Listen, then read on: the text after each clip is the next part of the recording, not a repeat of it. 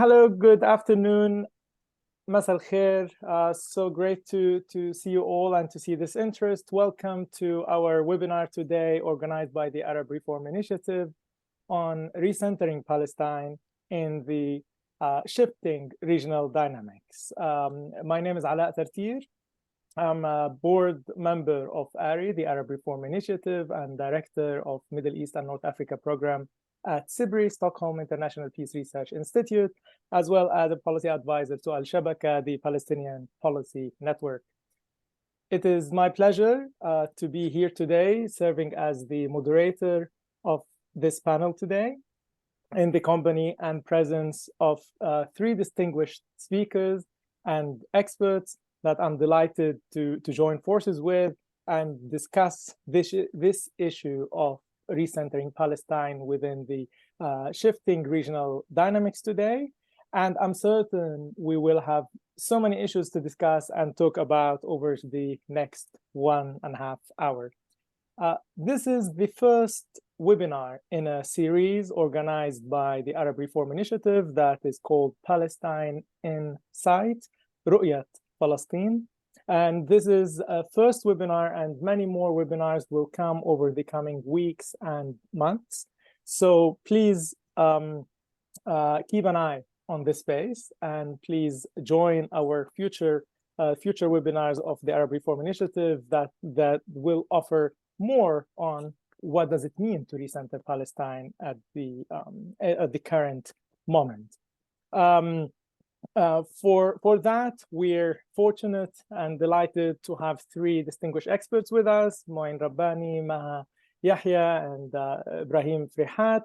I will not go with the impressive bios of all the three speakers, but Moin Rabbani is an independent analyst, commentator, and researcher specializing in contemporary Middle East, where we held multiple positions over the years at UN and in other international organizations, and he is the co-editor of Jadaliya.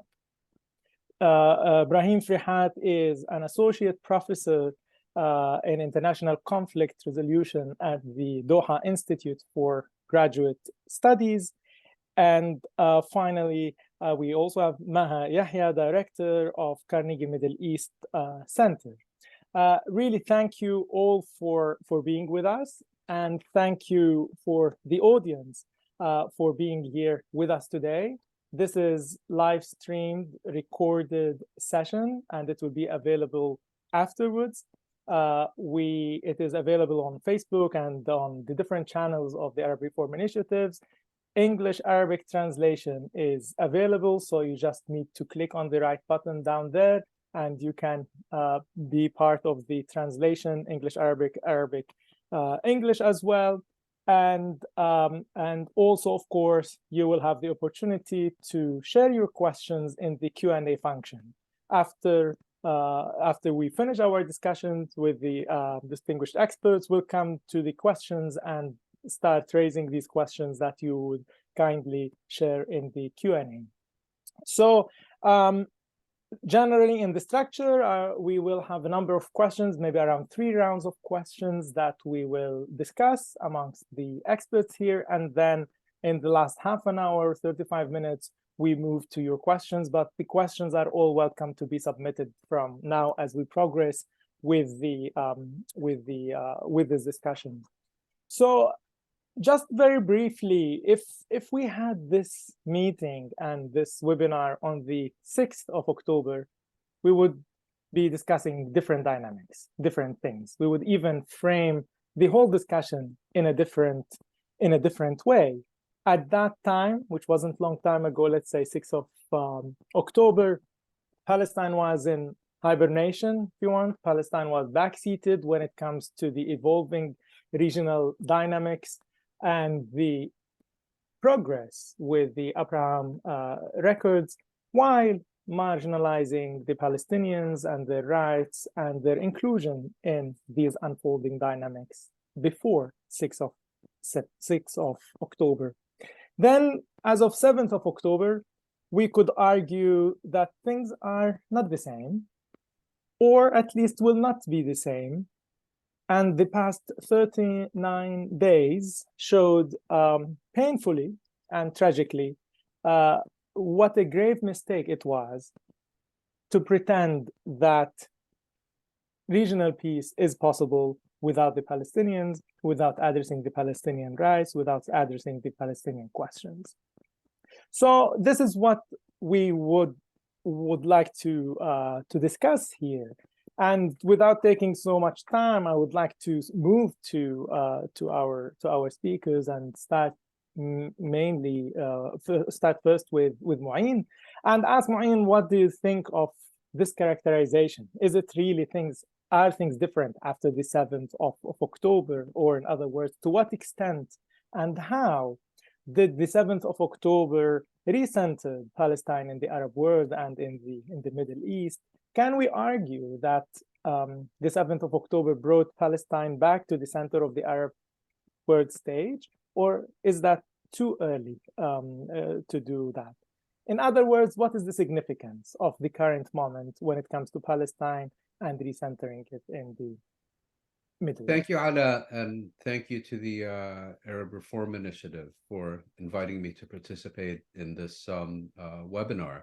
I think your initial characterization was quite accurate. If we had conducted this webinar on the 6th of October, we would be talking, I think, primarily about the strategic diversification being undertaken by many key states in the region. We would be talking about how they're responding to the war in Ukraine, or arguably not responding. And we would be talking about this illusory American obsession with forging a normalization agreement between Saudi Arabia and Israel. And things have fundamentally changed since the 7th of October. I wouldn't say necessarily on the 7th of October, but since then. I think the way I would look at it is to say that the Hamas attacks and offensive into Israeli territory on an unprecedented scale since 1948 put Palestine back in the headlines, whereas since 7 October, the ferocity of the Israeli bombing campaign against the Gaza Strip, which I think bears mentioning is the most intensive bombing campaign in the history of the conflict-ridden Middle East. In other words, we're not comparing it to conflicts in Scandinavia. We're comparing it to conflicts in the Middle East, in Iraq, in Syria, in Libya, and so on. I think that is what has recentered Palestine, if you will, beyond the kind of headlines that a spectacular event would generate for maybe several days. And the ongoing Israeli offensive, the transformation of the Gaza Strip into a killing field, with thousands of dead, with whole neighborhoods razed to the ground, and all the rest of it, I think that has really centered Palestine and the question of Palestine throughout the region, from the ocean to the Gulf, as they would say. And I would make an additional point here, which is that it has not only centered Palestine in the popular consciousness, but also at the official level. I mean, on the 6th of October, who would have wagered even a penny that a joint Arab League Organization of Islamic Cooperation summit would be held as an emergency meeting on Palestine, quite apart from what emerged from that meeting. And finally, I would say this is not just about recentering Palestine. It has also recentered US foreign policy in the Middle East in a way that I think would not have been possible before the 7th of October. In other words, if you look at certainly at the popular level, I think it's fair to say that people's anger and outrage about what is being inflicted upon the Palestinian people in the Gaza Strip is directed at least as much, if not more so, at the United States and to a lesser extent, perhaps, Europe, for its role and complicity in enabling these Israeli actions, as it is at Israel for directly undertaking them. So yes, I mean, you go to any Arab country, you look at any Arab media, you read any Arab newspaper, it's today primarily about Palestine and these other issues I mentioned in a way that would not have been possible, or that wasn't the case before October 7th. And I think this, my final point, I would like to say that this reflects a fundamental truth about the region, that the powers that be have consistently sought to minimize and marginalize and outright deny for many years, which is the Arabs don't care about Palestine. We can do whatever we want because no one is going to respond. They're too busy either with their domestic crises or trying to earn money or trying to emigrate to the West and so on.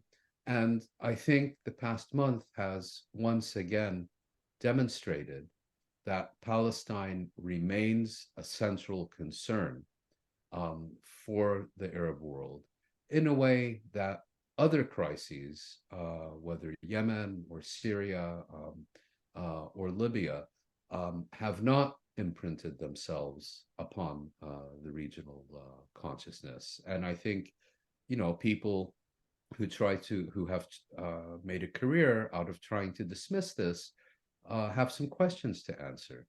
And the final point I would make just very briefly is that we're not just talking about the Arab world, we're talking about the region. And if you look at states like Iran, like Turkey, and perhaps others, non-Arab, Middle Eastern and North African states, they seem much more involved in this, in these issues than has been the case previously. For example, if we were to look at the 1982 Israeli invasion of Lebanon. Thank you, Moin, for all these points, from including the fundamental truth about the region. I would like to move to Maha, linking with the same questions, or actually addressing the same questions from your perspective, Maha. What else can you tell us about the significance of what is happening now, post 7th of October, to the region and the unfolding dynamics there and its future? Maha, you're still unmuted, sorry. Thank you, Ala, and thank you, Ari, for the invitation to this very timely discussion for many unfortunate reasons.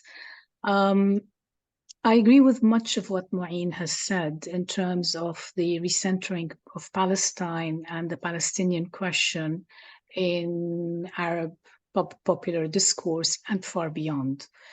I think that for the past, perhaps after the Arab Spring, we were hearing the mantra over and over again that Palestine and Palestinians no longer matter to a broader Arab public, and that the issue was very much irrelevant.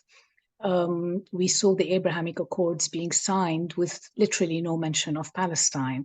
The whole Arab Peace Initiative was thrown up in the air and undermined by the Abraham Accords. And all of it was premised on there's a new security and economic architecture being put in place for the region where Palestine has become insignificant and the question of Palestine has become insignificant.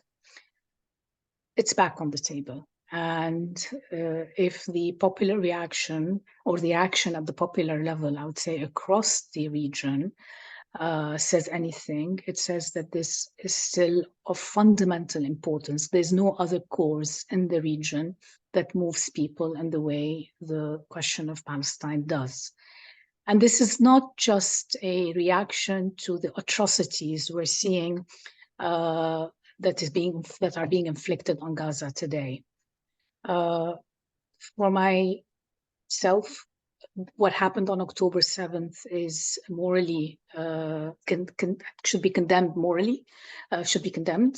But what we've seen after October 7th, the brutal slaughter of Palestinians in Gaza is just, I mean, we haven't seen anything like this in contemporary history. Maybe the only parallel is Bashar al-Assad and what he did to the Syrians since 2011.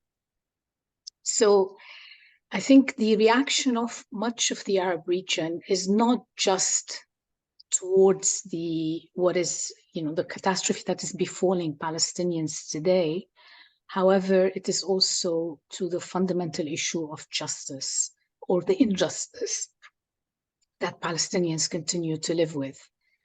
And that injustice, when you zoom out a little bit and go to the global south, or countries of the global south, is very tightly connected to a kind of perception or a perspective on the region, or on this particular issue, which is that of a colonial, post-colonial lens.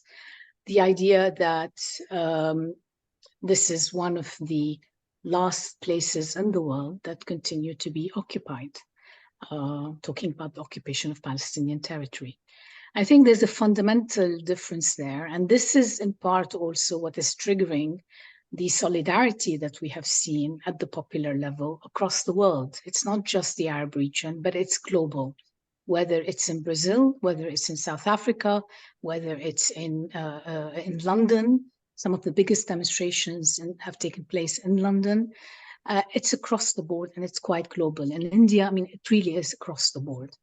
I think so these are the two issues that are quite tightly connected. The sense of fundamental injustice, the colonial perspective or lens, but also colonial, post-colonial, and the horrific massacres that are being conducted today.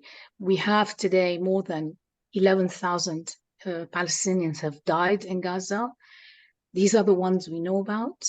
We're hearing that there are another 7,000 to 10,000 that are under the rubble. Half of those are children. So that in and of itself says a lot.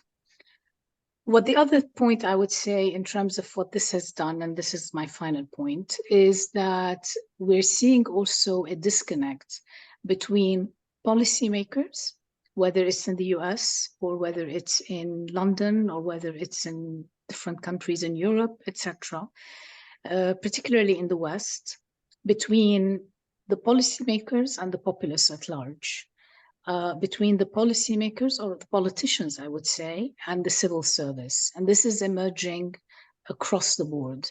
Yesterday, 10 quite distinguished ambassadors in France wrote a letter to President Macron criticizing his approach and his kind of blanket support for Israel, despite the catastrophe that we're seeing. We're seeing a similar story in London, also in the US and across the board. This is just the beginning. I think we're going to be living with the ripple effects of what we're witnessing today for a very long time. But we need to keep remembering and reminding people that this did not start on October 7th. What October 7th did was it broke the status quo.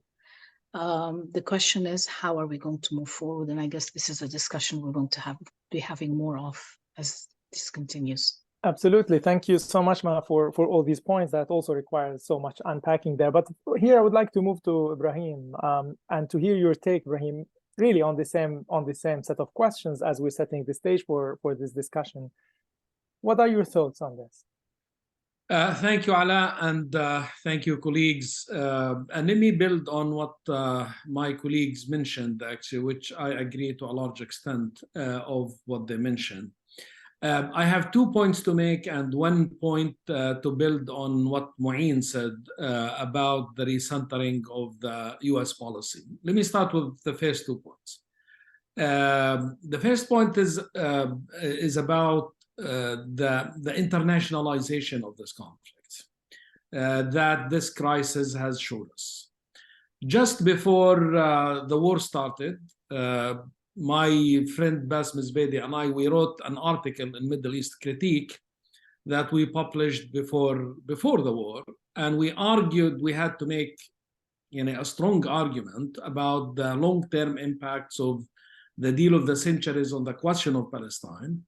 And one of our central arguments was the internationalization versus the regionalization of the conflict, where the Israeli government moved with the regionalization through the Abraham Accord, but we argued that we started to see a Palestinian internationalization of this conflict. And we had to make really a strong argument to convince the reader that this conflict, from the Palestinian perspective, has been internationalized versus the regionalization that Netanyahu was going. And with all honesty, on October 7th, we who made the argument, we were shocked that we didn't even think of the level or of the extent of this internationalization that we made in the argument before the war started. It surprised even us. We never thought, and I never expected to see in my life, the protests that we're seeing in London, in Washington, D.C., all major U.S. cities around the world about the internationalization of this conflict, and how much it revealed the gap between the people's position in Europe and in the US in particular and their own governments. We were surprised, overwhelmed of how strong this has become, the question of Palestine within the people around the world and in Europe and in the United States. So this war has showed us this. And of course, when we talk about the US, we also talk about other levels in the State Department, among the staff of the foreign ministry, and all the other levels that we're seeing in the United States. So that's one internationalization. The other point, which is it's also related internationally, it's about the global South, global North relationships. This has been an issue, of course, for the past century, about the kind of existing relationship between the global South and the global North. And during the Ukraine war, we saw Western policymakers going out of their way on every level to bring on the global South into their camp. And I think to a large extent, they succeeded, because on the issue as reflected by the United Nations General Assembly and the voting there, we saw that how many people were voting for or against the Ukrainian occupation. Now we are seeing some sort of global South, let me call it a global South intifada, actually, especially from Latin America. Bolivia, Brazil, South Africa, and other continents, and you name it, Honduras and all of it. So this has revealed or exposed Western policymakers to the actual level of commitment to their soft power and software policy, I call it, of how they ruled the world about democracy, human rights, and justice, and international law, and Biden's global strategy about rebuilding the world order on the basis of a humanitarian and international law and international organizations. All this collapsed since the October 7th, has been exposed. And this is not my only words. This is not my words only. This is the words of Joseph Borrell, who admits that basically our position in Ukraine has been severely undermined and exposed if we don't follow the same principles in Palestine. So I think the West now has to do a lot to answer to the global South, because the global South now has felt misled, deceived, right, by Western policymakers about the commitment to international law and all of that. So this has all these questions must be answered, right? And the Western policymakers should start preparing to answer these questions. And I will end with the third point, is just to build on what Mu'in said about the recentering of the US policy in the Middle East, and I agree with him totally. And here, let me bring into the discussion the infamous article by Jake Sullivan, the National Security Advisor of the United States of America, just days before the war started, just days. He was making the argument in Foreign Affairs that we managed to keep the Middle East quiet and devote our time and resources to Ukraine, to Russia and China. And good luck, Jake Sullivan, right, with the argument that you put on paper in Foreign Affairs just days before the war started. Now, it's all his time, Jake Sullivan and his colleagues, Blinken and others, all pulled into the Middle East, centered into the Middle East, and Blinken spending, moving from one capital to another on that level. Resources, other resources, money, $14 billion go into the Middle East, right? What's happening to Ukraine? And the weapons also, moving weapons from the American weapons from South Korea stored in West Korea to the Middle East. So the US policy is not only recentered in the Middle East, it's in disarray, right, of the whole thing. So this crisis, and I agree totally with Maha, totally. We're going to see so many things change. I think by now, Biden is gone. Netanyahu's gone, right? Still waiting to see what's going to happen to Abbas and several other leaders. So, but this is still early to talk about these things. But I think I agree with Maha. We should expect a tsunami on the political level in different places when this war is over. This is so telling, Ibrahim. Thank you so much. I think Mu'in and Maha wanted to say something as you mentioned Jake Sullivan and his note. Well, sorry, Maha, go ahead, please. No, I just wanted to see, there is, I think, a nuance, at least, between what I think of the US policy and what Mu'in, I have to disagree slightly with my two esteemed colleagues. I don't think it's about recentering US policy. We need to think short term, but also medium and long term. What the October 7th attack and the blanket support that we've seen provided by the US administration for Israel was actually living up to one of the strategic goals.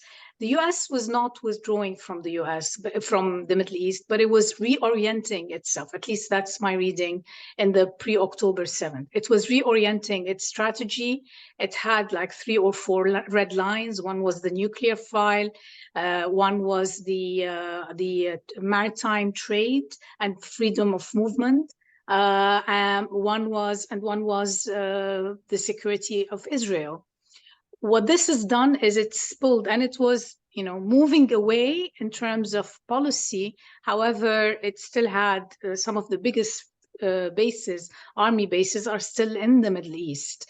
So I think what this crisis did is it refocused attention on the region in terms of military buildup, in part to signal, but also in part to prevent one hopes, the escalation of this conflict into something that is regional and can go global very quickly.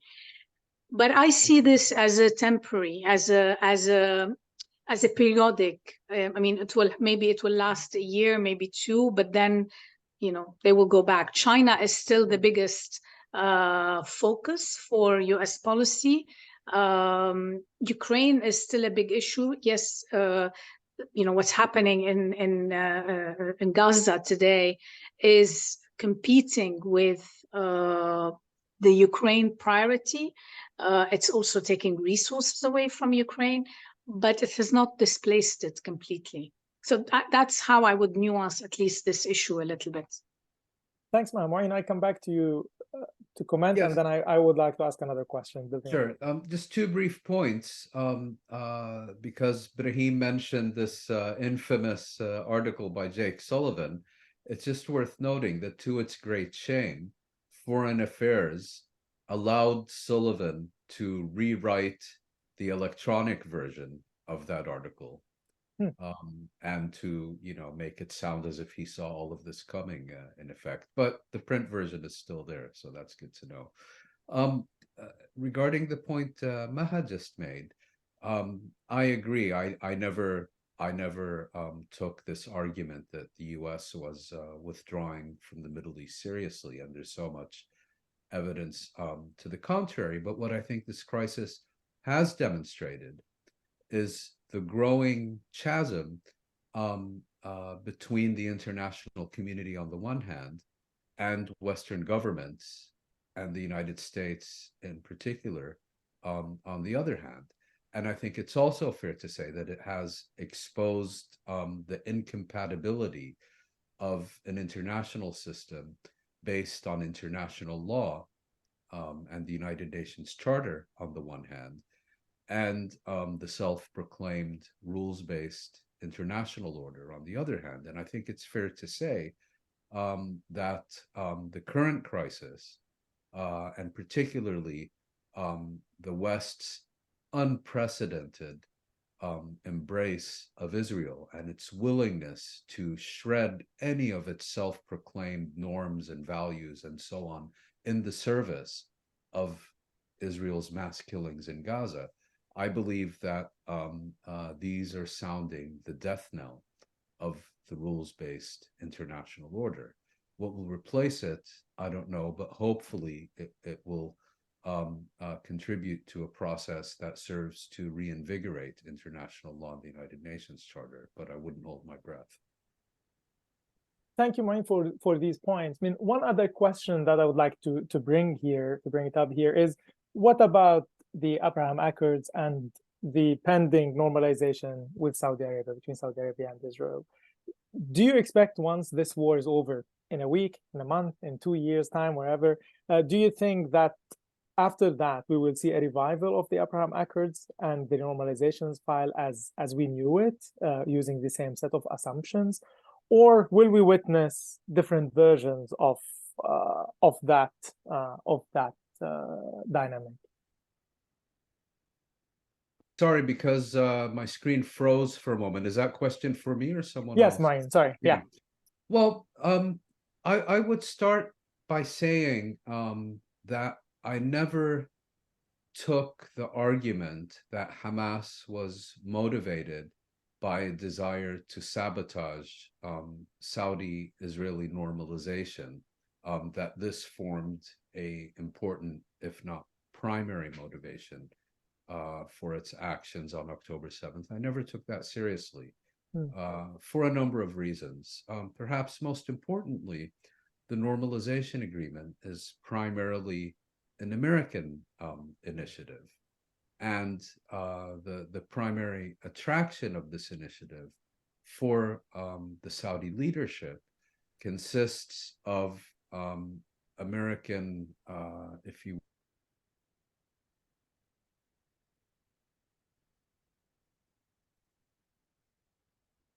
Maureen, I think, yeah, you're coming back. You first. Sorry, yeah.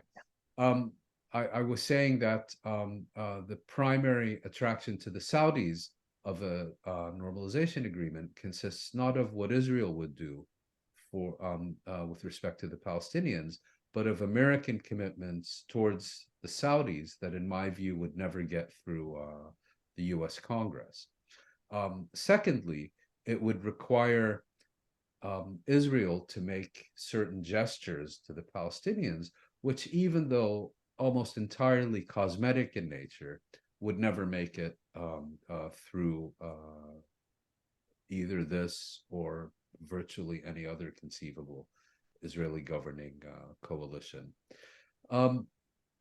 So secondly, and I think Hamas recognized this, secondly, even if we accept for the sake of argument that Hamas took the prospect of Saudi-Israeli normalization seriously, it doesn't take a particularly brilliant analytical mind to understand that Palestinian corpses have never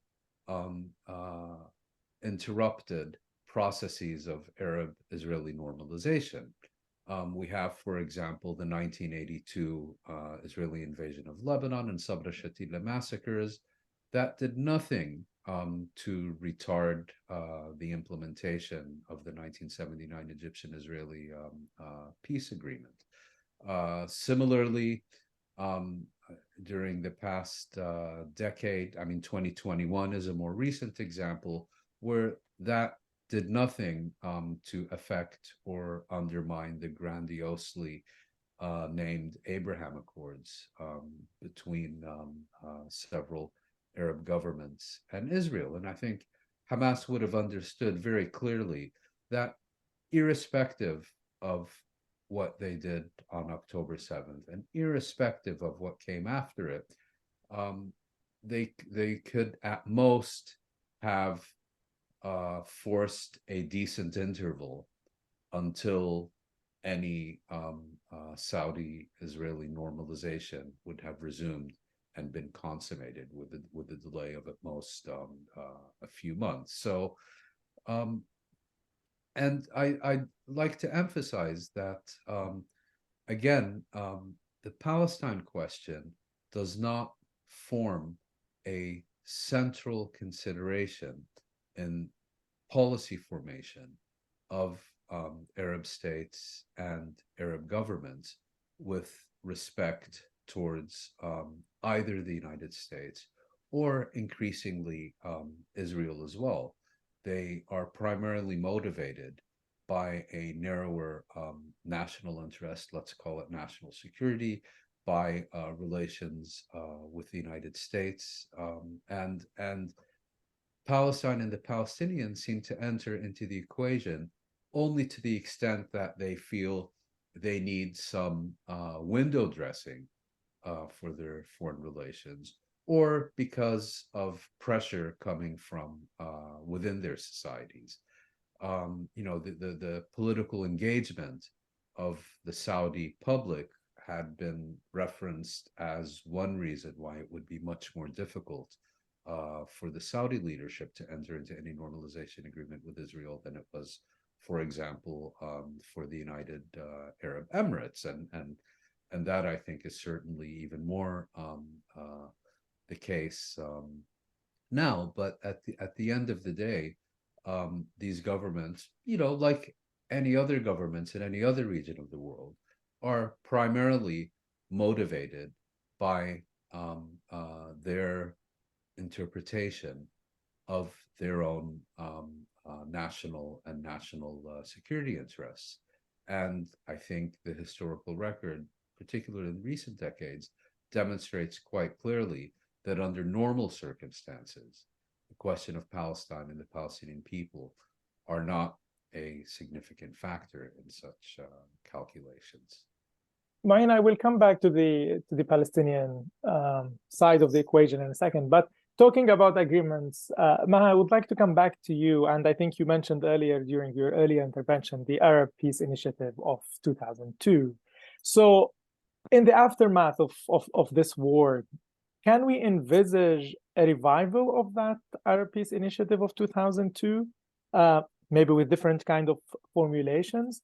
Or is that too unrealistic and the current Arab leaders are just interested in going back to the old normals, to the well-trodden conventional frameworks? It's based on the formula of land for peace. It was supposed to lead to a two-state solution, which is what the Oslo Accords are built on. I don't think the question today is whether the Arabs will support that. Certainly, the Abrahamic Accords that were signed undermined that initiative because they gave peace without land and no mention of Palestine. However, you've got today an Israeli leadership that is basically has shot through over the past, since the signing of Oslo, more or less, has literally undermined the two-state solution through the building of settlements, or bypass roads, etc. So, and in the mood that Israel is in today, the militarization of society, etc., it's become, I mean, if the ultimate aim is to get at a peace, I wouldn't say a peace initiative, but some sort of a peaceful outcome, or a political negotiation around what would an ultimate solution for this be, we are looking at either, today we have to admit, we're living in a one-state reality and an apartheid state. It's an apartheid country. You have two legal systems for two different communities. So it's either this, and then you have to develop that completely to talk about then what does it mean to have one state that recognizes all its citizens equally, which effectively means letting go of the Jewish identity of Israel. If we go in the other direction, which is the two-state solution, then this requires very serious discussions around the settlements and everything that has happened from Oslo till now. We're talking about close to 700,000 people. I don't see that kind of a discussion happening within in the current given the current Israeli government, which is the right to the right of the right, but at the same time, even more than that, within Israeli society today, it's become, especially after October 7th. So, is it possible to revive the Arab Peace Initiative? Of course, it's possible. Should there be a real rallying around the Arab Peace Initiative and go back to the land for peace? Absolutely. I think we need to go back to this formula. However, with our eyes wide open, knowing exactly that the challenges today to the peace initiative are much larger than they were when it was first put on the table in 2002. But definitely we need to go back to it and give it as much support as possible, at least as the starting point for any political negotiations that need to happen. Just one last point on this. With all the horror that is being visited on Gaza, we need to keep our eyes on two things. One, as we're seeing from the statements of different politicians in Israel. Today, I think it's the Minister of Finance who's talking about, let the Gazans become refugees elsewhere. Let the US take them in, let Egypt take them in, let someone else take them in. What's happening also on the West Bank? There is a process of ethnic cleansing that is being put on the table today as the ultimate solution. And that's the kind of third way. By at least some Israeli politicians, policymakers, members of the security services at different levels. I think this is something that we really need to keep our eye on and insist that the end of this particular conflict has to be not only in terms of creating a transitional government and getting into the technical details of who's going to build which road and who's going to rebuild and whether Palestinians will be allowed to the north, etc. But actually talk about what is an ultimate political solution. What could the political solution look like and how do we work towards it? I think this is fundamentally important. There will be no peace. What happened on October 7th and what continues to, and what's happening today, to make it very clear, there will be no peace and no stability for anybody in the region if this issue is not addressed. And for me, anybody today who is actually working for a peaceful solution, who wants security for Israel, has to also want security for Palestinians. Thanks, Mahab. Brahim, I would like to come back to you, as I'm sure you have reflections on these points, on the Abraham Accords, on the normalization of Saudis, and also the peace initiatives. Any quick reflections on that? And I see a number of questions are starting to land in the Q&A function. So dear audience, please keep them coming. I will be tackling them over the coming period. Ibrahim. Thank you, Ala.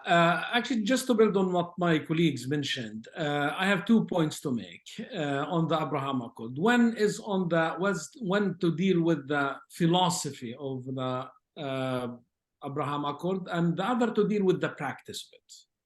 Now, in terms of the philosophy of the Abraham Accord, Netanyahu, of course, was the greatest marketer, for the Abraham Accord, that peace can be made in the region with Arabs, regardless or irrespective of the Palestinians' opinion.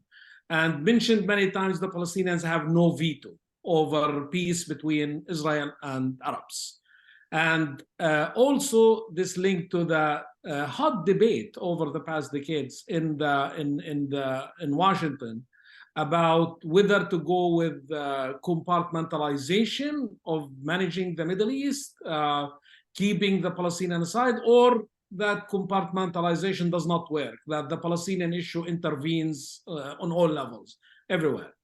Now, this argument that Netanyahu tried to sell the region and the world about making peace in the region and prosperity without resolving the Palestinian cause has been exposed, killed, discredited, and I really hope that we don't want to hear Western, especially Western policy, Western think tanks making this argument again, because that's where it prospers in Washington and in London, about the possibility of making peace without resolving the Palestinian cause. I hope we have an end to this, right? Now, you can still make, and this, let me move to the next level, to the practice. You can still make agreements, right, with other Arab countries. And I think, to answer your question, Ala, yes, I think the Abraham Accord practice, again, will continue with this over, but for a different reason. You can make business, you can make buy softwares from Israel to spy on your positions. That's something you can continue to do, right? And you can do many other things, but not making peace in the Middle East without resolving the Palestinian question. Now, going back to the Abraham Accord, the practice, I think we will see continuing things that stalled, especially the Saudi deal with normalization with Israel. And I think the US administration will attempt to resume that. And I think the discussion, the negotiations will go back again to the discussion. And I will not be surprised, honestly, when all this over, other agreements are made, right? So, but again, when the new thing here is that the Palestine question will be strongly present on the table in these negotiations. That will be strongly present in these negotiations. Now, whether Arab leaders are going to take it and build on it and include it, or just resort to a national agenda, this will depend, actually, not on Arab leaders, but it will depend on the Palestinians themselves. And in particular, the Palestinian leadership, of how much they're going to use this. What's happening now is to impose themselves strongly in any future negotiations on that level. So I don't guarantee the results. I remain skeptical about whether the Palestinian leadership will do much, but I'm hoping. Thank you. One of the forthcoming webinars as part of this series will address internal Palestinian and intra-Palestinian politics as a way to answer your questions, Ibrahim. But I would like to go back to the Western circles, and it goes obviously well beyond Washington and London. But they will come back. They will come back, but because this is part of doing business, if you want. But what's happening now, it was a clear test to many Western powers and their foreign policies, and clearly it exposed their positions, their intentions, but also it created lots of anger, as we mentioned earlier, and lots of distrust. So here, how will this translate in terms of regional politics or regions politics. This expose, if you want, or this what we're seeing when it comes to Western powers, how will it be translated at the regional level in terms of politics? And do you think these power dynamics after this ongoing war will create any change for the people of the region? Ibrahim, that's mainly I'm asking you this question related to the Western policy, foreign policy, and its impact on the regional politics. I was taking a risk thinking that the question is to Ma'in. I know, I saw your smile. But that was also telling, so. Thank you. But let me just comment. Yes, I think I will go to Ma'in after you. Yeah. Okay. No, thank you. I think this is a very important question, and how much this is going to change for the region. Let me mention a couple of things. One is that we have seen over the past decade, Arabs are divided on almost every single issue. In Syria, in Yemen, in Libya, on many levels, right? On almost every crisis in the region. But we have seen one unified force from Bahrain to Morocco, which is on the Palestine question. So Palestine, again, going back as the uniting force, right? That brings all Arabs onto on one voice, right? So that's one thing we are realizing. Now, the other thing, which is about related to the Arab Spring, and again, about the changes in the region. Many have argued that the Arab Spring is over. Now, today, with the protests that we're seeing all over the region and the formal position of governments, we are seeing a huge gap, the gap that existed, Ala, back in 2011, right, when the Arab Spring started, right, between the huge gap between the official position and the people's position. And we are seeing this so clearly today about two different levels of positions. 57, not just the Arab League. I wish they stayed with the Arab League. At least we could say 20 countries, man.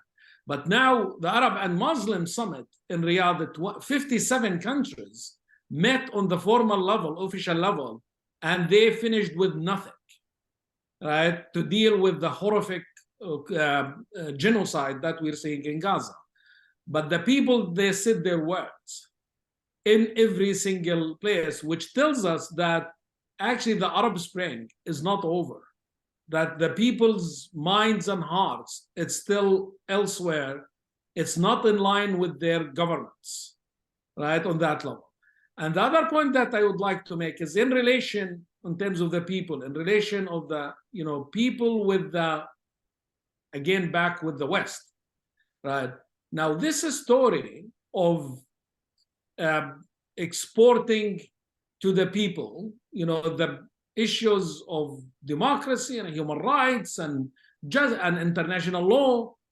I mean, now everyone has in the region, all these NGOs spread all over the Arab world, that they're funded by Western money, right? They're questioning about their business and what they're doing and their relationship with the West.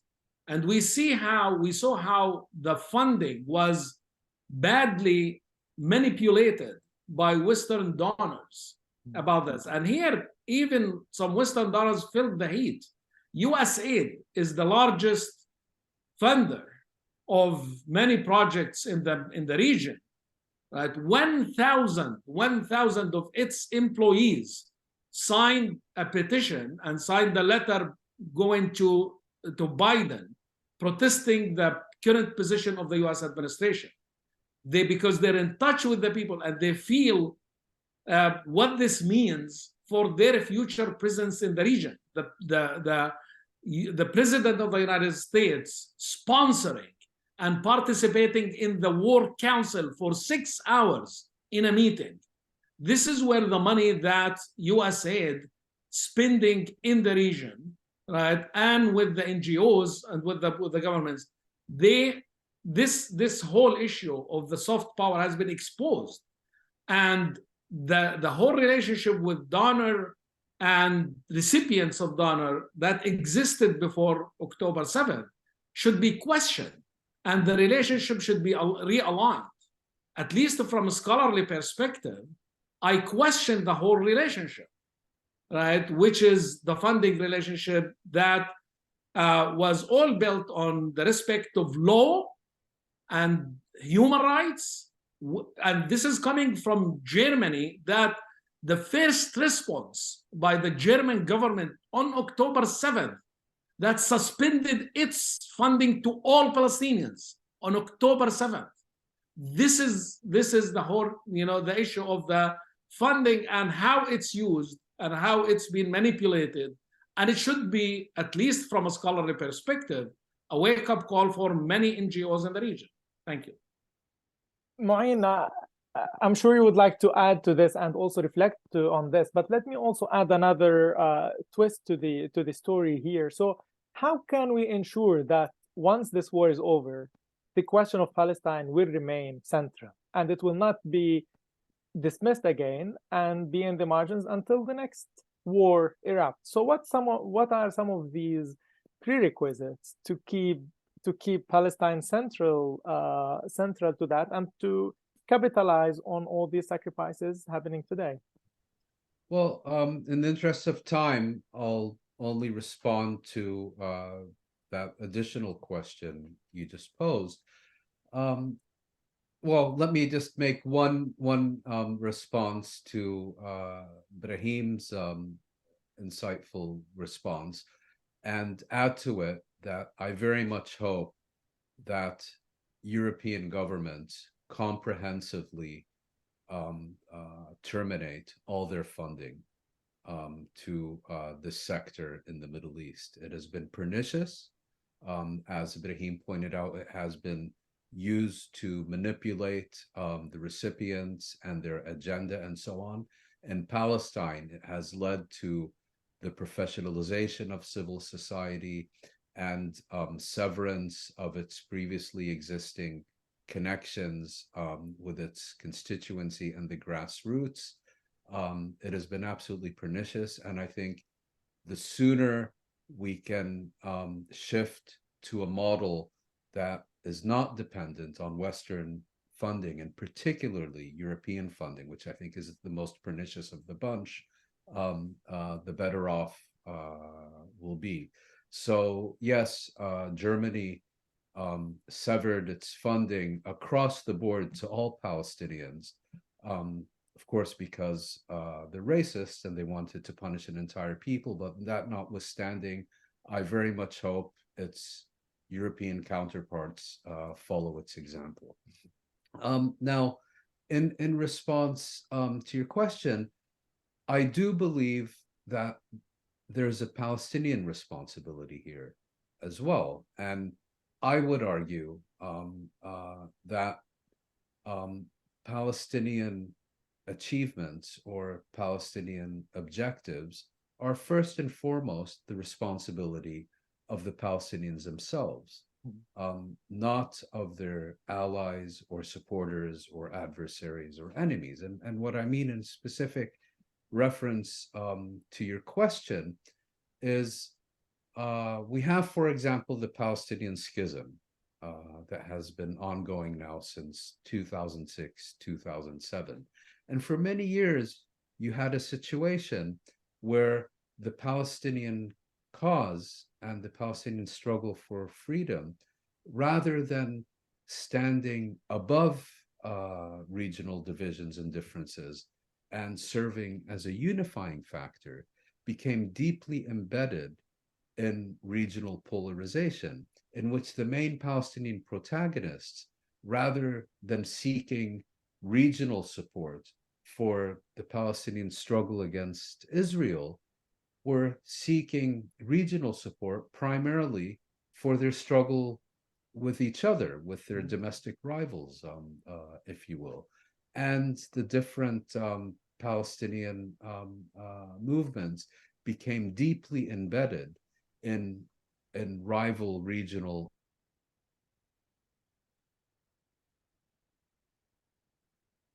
the fray, and serving as a unifying factor that any regional government, regardless of its position on other issues, can support. And I think, and that's an absolutely key issue. The second is that the Palestinian national movement is today in an advanced state of disintegration, and in addition to that, is being perceived as something that really exists only in the occupied Palestinian territories, in the West Bank and the Gaza Strip.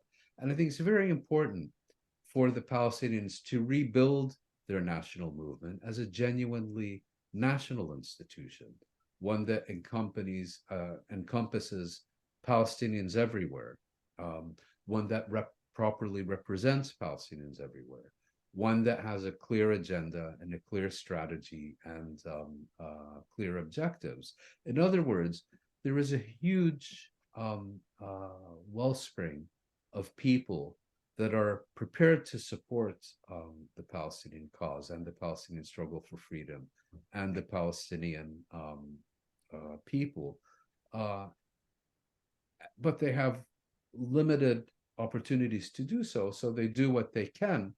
But if they have a proper address and they're given proper direction, the Palestinians could benefit much more than that. And I think it's, you know, a very apt comparison that people make with the African National Congress, for example, which clearly led the international solidarity movement, gave it direction, gave it an agenda, gave it objectives, compared to, you know, the Palestinian national movement today, which is an empty shell of its former self. I did have a last point, but it appears to have escaped me, so I may.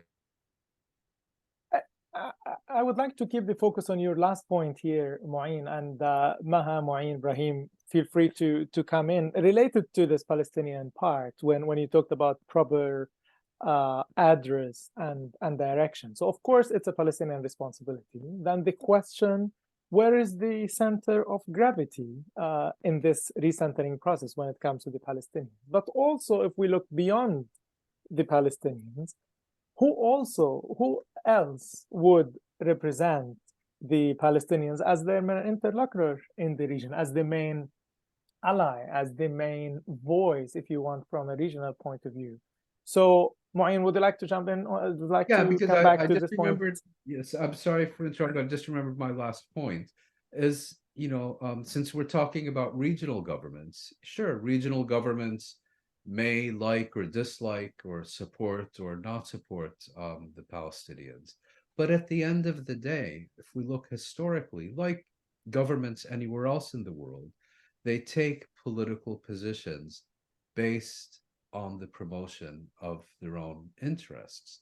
And I would argue that what we saw in the 1960s and the 1970s and the 1980s, regardless of any criticism one would want to make of the engagement or lack thereof of regional governments with the Palestinian question, they felt that out of their own self-interest, they needed to take certain positions on Palestine. And that in turn had an impact over how, for example, the European Union in 1980 recognized the Palestinian right of self-determination, not because it supported this right or believed in this right, but because they'd been exposed to an oil boycott in 1973.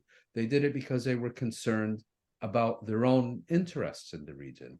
That equation no longer exists, where outside powers have to take the views of regional governments on Palestine into account when calculating their own interests. And that is something that is potentially one positive development that could emerge out of the current crisis.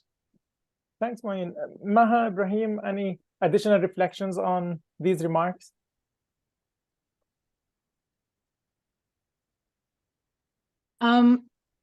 I'm actually going to go back a bit to the NGO issue and kind of draw a slight distinction with my two esteemed colleagues. I think we need to also nuance this issue a bit further. Not all, support to civil society. I completely agree with you, Maureen. The way civil society support happened in Palestine, professionalized civil society, at least the support that was coming to NGOs, professionalized civil society, and created and actually pushed out many of the community leaders. I mean, there's a lot to be said there, and I think there's a lot that we can learn from these examples. However, we can't just throw the baby out with the bathwater.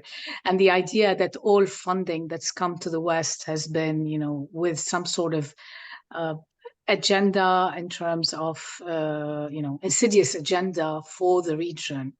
I think perhaps we need to unpack this a little bit more.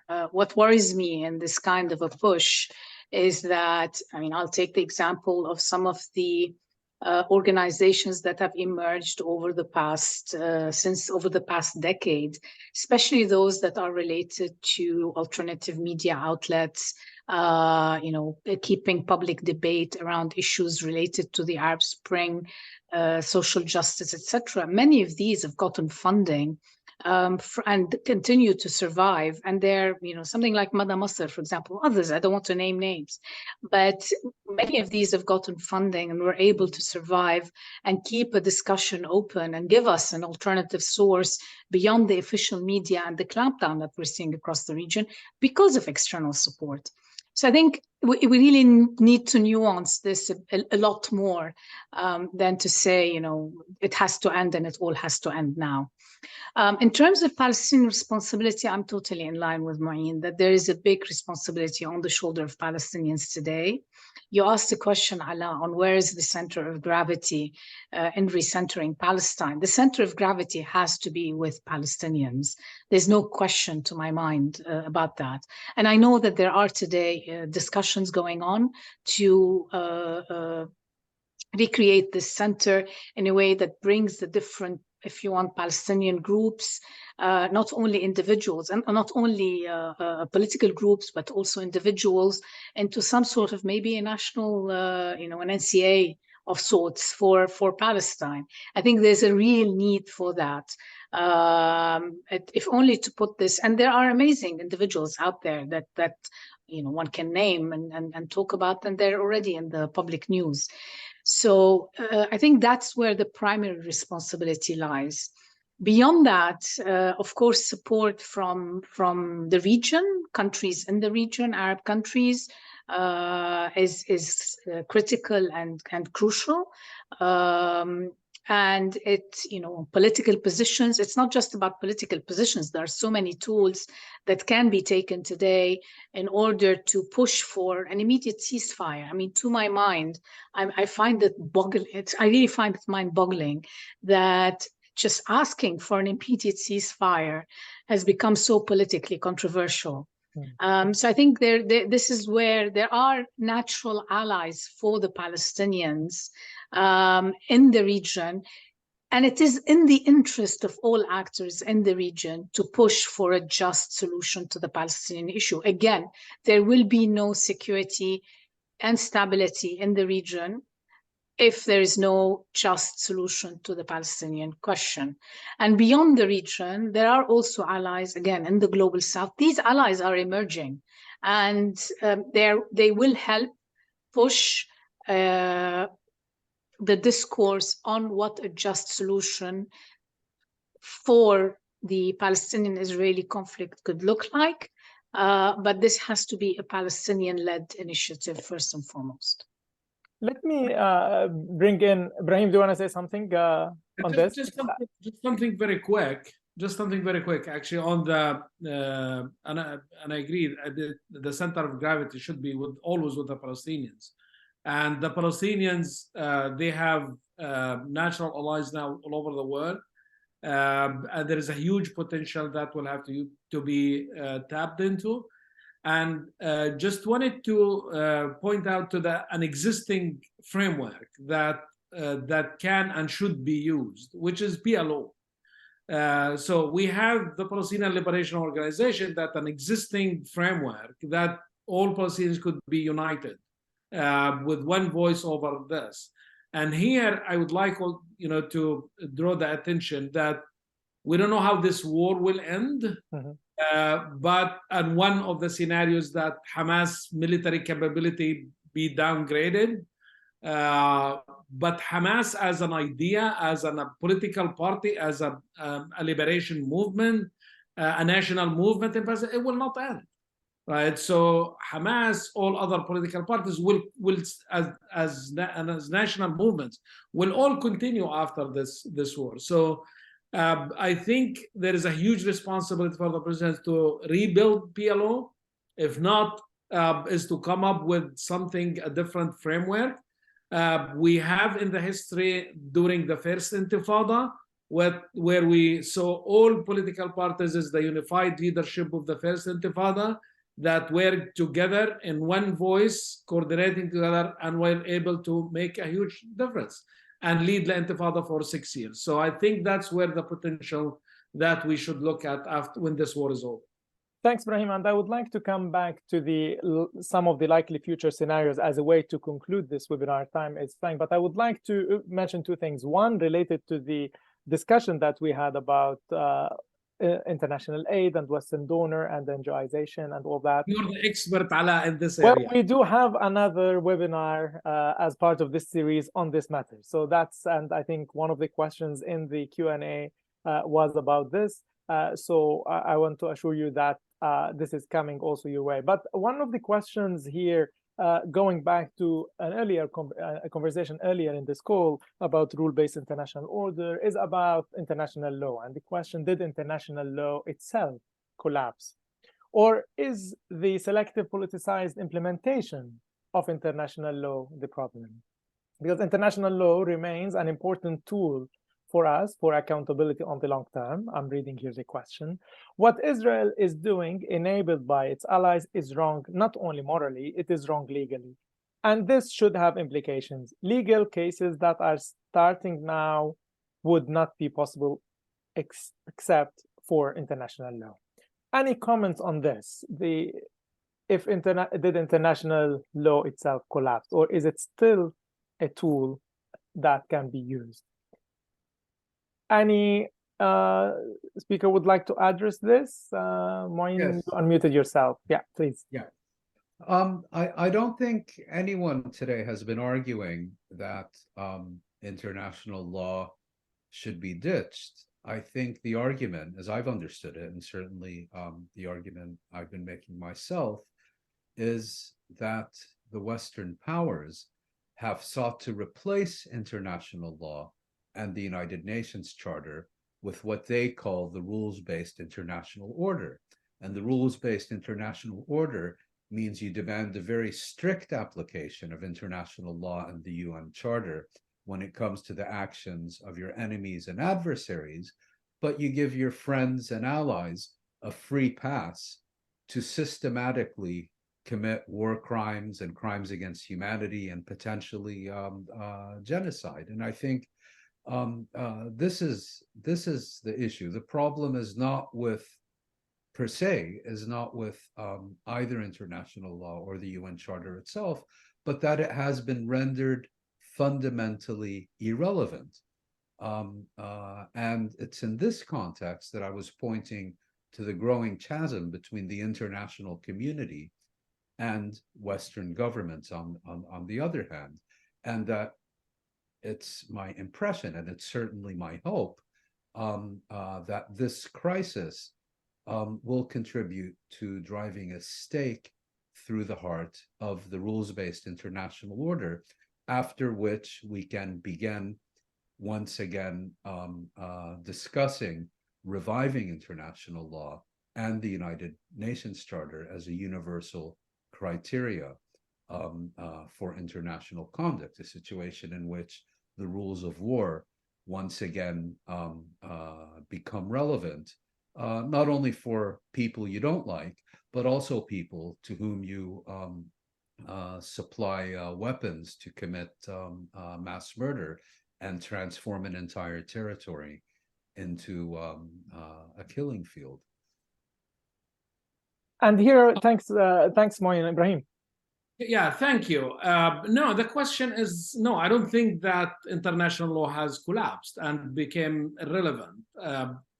And I think it shouldn't, because otherwise we'll become a very scary world of this. However, I think what happened, the international law has been severely undermined in this war, and on many levels. And again, I think here is Western policymakers, they will have to answer for this question about the rule of law in international relations and in the wars that we're seeing today. And here, let me cite an example, a very clear example to show how this has been undermined, and take the ICC as an example. Mr. Karim Khan, in the first day of the Ukraine war, assembled a huge team of lawyers and international lawyers to collect or to gather evidence against Russia committing war crimes in Ukraine. The first day. Right now, the number of children in Gaza in the first month, the number of children in the first month are 6 times, I'm talking statistics, 6 times the number of children killed in Ukraine during the whole year, the whole war in 2 years.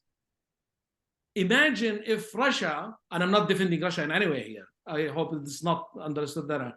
Imagine if Russia bombed the third oldest church in the world, in Gaza. How Mr. Karim Khan's response will be? After a war of genocide in Gaza, Mr. Karim Khan only went to the Rafah crossing. And you know what he did? He started lecturing us about the Holocaust while the bombing, the genocide, and a genocide is taking place just right after the Rafah crossing. How would you convince the global South is to collaborate with the ICC in the future? That the ICC has been stigmatized since it was established, that it was established only to trial global South leaders and global South figures, right? And Karim Khan did not move a muscle in terms of applying international law or saying even one word about the genocide that's happening in Gaza, right, on that level. It's so hard to move a muscle when you don't have a spine. Yeah, so that's what concerns me about international law, and it's scary. How would you go convince global South countries just to collaborate with the ICC on war crimes? This is, I mean, the Western leaders are discrediting international organizations. The Security Council is polarized and paralyzed. Each one is carrying the veto for the other during in this war. So that's what the outcome of undermining international organizations, that we should be building stronger, right? And in order not to find ourselves living in the jungle or in a similar thing. So that's where I think that, but nevertheless, I think the international law is still there, and it's still should be applied, and you will find that many players who will try to defend it at some point. Thank you, Ibrahim, for this very clear example. I mean, and that was in line with the question about this selective politicization, the implementation of international law. I would like to take the last two quickly questions because we only have 7 minutes left. One question is about a general question in the sense, is it possible to talk about peace after all this violence, especially the last round of it? Is peace still relevant? Shall we talk about peace and all these accords? And secondly, a question coming or related to Israeli politics and internal Israeli politics, and the argument here in this question that the Palestinian issue being sidelined in Israeli politics. Do you think that now, after all what's happening now, that will change in any way? Anyone would like, Maha, you're unmuted. Please go ahead.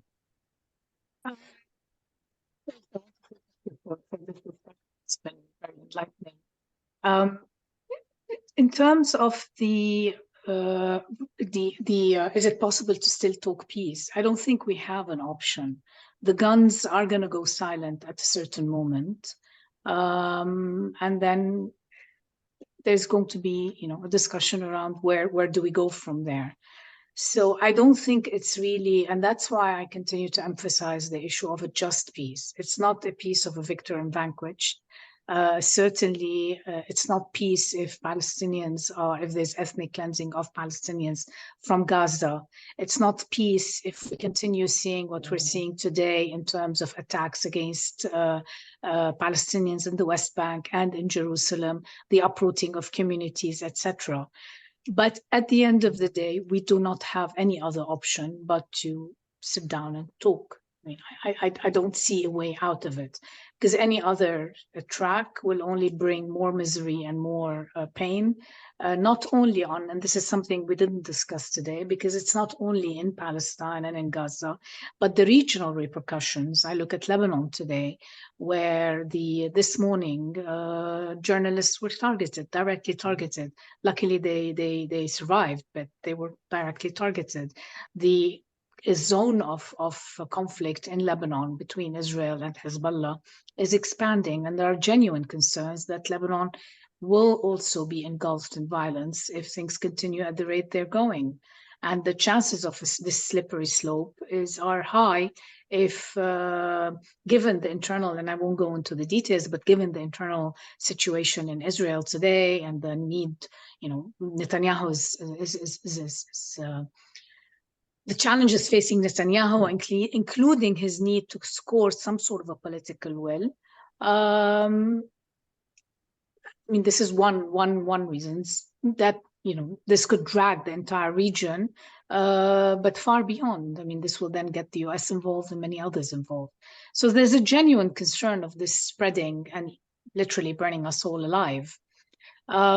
That's one. I think it's still. What was the second question? Sorry, I forgot. More on the Israeli internal politics. I think yes. For the longest time, and I remember discussing this with colleagues last year when all the demonstrations were happening, the anti-coup, constitutional coup demonstrations that were happening in Israel last year.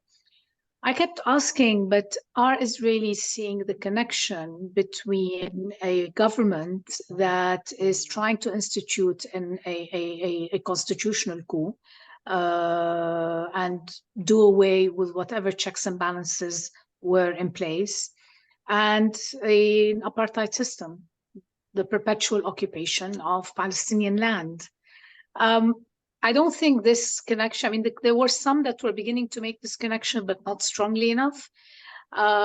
Today, with the mood within Israel today, talking about, and really the militarization of Israeli society because of what happened on October 7th and the shock, etc., I have a very hard time, again, seeing this becoming it will be a central issue, but not in the way we're discussing today. It's become a central issue in terms of this is an existential threat to the state of Israel, rather than how do we deal with this? We're talking about an asymmetry of power that is just ridiculous. You've got one of the most well-armed armies. We have 3 minutes left, but I would like to pose one last question. I'm starting with you, Maha, as you're unmuted now. So in light of this conversation that we had over the past 1.5 hours, where shall we keep our eyes on? As far as recentering Palestine is concerned, as far as the regional politics are unfolding as in the post-7th of October phase, where shall we keep an eye on in 1 minute or 30 seconds? Well, I would say maybe 3 places. One is obviously what's happening on the internal Palestinian scene, but also what's happening on the internal Israeli politics. I think these are the 2 most important theaters. The second, obviously, is there are talks now. There's talks of immediate hostage exchanges, hostages for political prisoners. But I think beyond that, to keep an eye on whatever Arab-led initiative is going to be tabled in terms of what a peace prospect could look like.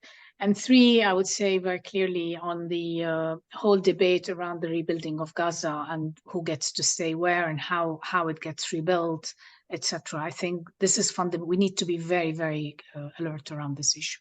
Thank you, Ibrahim. Thank you. I think I agree with Mahad, but in addition, let me add, we should keep an eye definitely, actually, on what's happening in Washington, D.C. And I think things in the region will change depending on how things will progress there. Remember, we have an election in a year or so that it's happening there. The chances of Biden are becoming smaller and smaller in terms of being re-elected. He's losing in 5 swing states in the United States. He's losing Michigan definitely, where the Arab strong presence is in terms of the polls that are shown there. We should keep an eye on the State Department. There is a huge high levels of discontent within the State Department about how this administration is managing. Let's remember, Ala, what's happening today in Gaza. The war Israel is continuing for one major reason that's enabling Israel to do this is the Biden administration and Joseph Biden himself, right? Is that he is always proud of being Zionist without being a Jew and all this kind of talks that he makes these statements. There is a huge contribution, a major role is against, that attributed to Joseph Biden himself. And today, actually in California, there is a group of civil society that they are suing Joseph Biden for Joseph Biden, Blinken, and the defense minister as well. So I think the developments in Washington and the position in Washington is changing over the past month immensely. So if we continue to see this materializing, I think we should expect to see a lot of changes happening and the end of the war if the U.S. position changes. Thank you, Ibrahim. Moin. I always, in the context of questions like this, like to recall the Unity Intifada in the summer of 2021, when confronted with escalating mass demonstrations throughout the region. The U.S. chairman of the Joint Chiefs of Staff at the time, General Mark Milley, in congressional testimony, suggested that the Israeli assault on the Gaza Strip had to be brought to an end because if it continued, it would affect it could affect U.S. interests in the broader region. And I think it was the next day that Biden called Netanyahu, and it came to an end.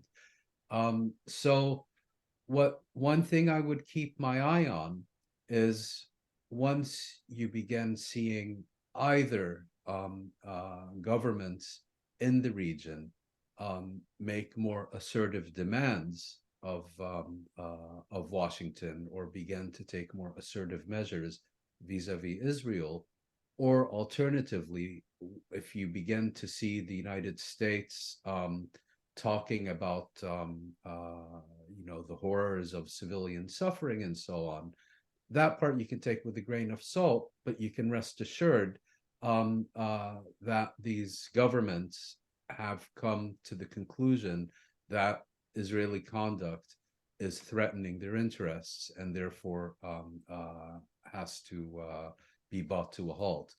The second, and I know we're running out of time, so I'll keep it brief, what we should not keep our eyes on is Western governmental protestations of peace. We've learned very clearly during the last 30 years that whenever a Western leader says two-state solution, what he's really seeking to do is to divert attention from he or she to divert attention from their refusal to confront any Israeli measures or policies or practices that are preparing the occupied territories for formal annexation. And so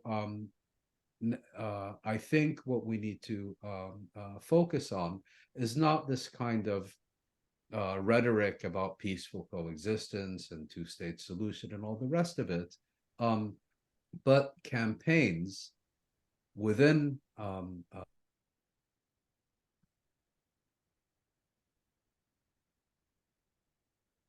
with the possible exception of Ireland, to get to challenge the practices that Israel is conducting that are making peace impossible. Thank you, Moin. Thank you all for this very insightful discussion. I will not try to summarize it or reflect on it because that would not be fair, but really I would like to thank you all, Brahim, Maha, Moin, for all these reflections, really very valuable insights, and for this conversation. And I hope this is a conversation to be continued. And I really would like to thank the translation team with us. Hopefully we were kind to you, and also all the audience that been with us and all the questions that we have. This is a quick reminder that this is the first webinar in a series organized by the Arab Reform Initiative. Keep an eye on that as well, adding to the list. But really, thank you all. Thank you once again, Maha, Brahim, Moin, for this valuable conversation, and it is to be continued. Thank you. Thank you. Thank you, everyone.